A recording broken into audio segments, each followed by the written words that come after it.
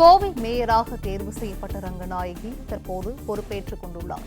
கூடுதல் விவரங்களை செய்தியாளர் நேசராஜ் வழங்க கேட்கலாம். நேசராஜ், வணக்கம். இது குறித்தான விவரங்கள். வணக்கம்.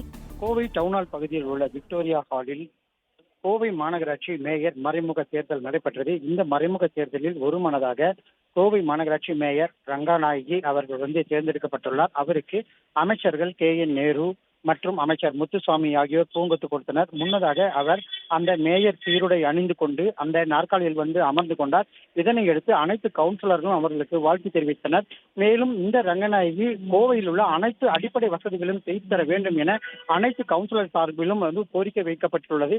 மேலும் கோவையில் உள்ள குடிநீர் பிரச்சனை மற்றும் குப்பை அள்ளும் பிரச்சனை உள்ளிட்ட பல்வேறு பிரச்சனைகளை சுமூகமாக நடவடிக்கை எடுப்பார் என அமைச்சர் முன்னதாகவே தெரிவித்திருந்த நிலையில் தற்பொழுது ஒருமனதாக எடுத்த ரங்கநாயகிக்கு அனைத்து கவுன்சிலர்கள் சார்பிலும் வாழ்த்துக்கள் தெரிவிக்கப்பட்டுள்ளது. இதனை அடுத்து அவர் இன்னும் சற்று நேரத்தில் செய்தியாளர்களை சந்திப்பது குறிப்பிடத்தக்கது.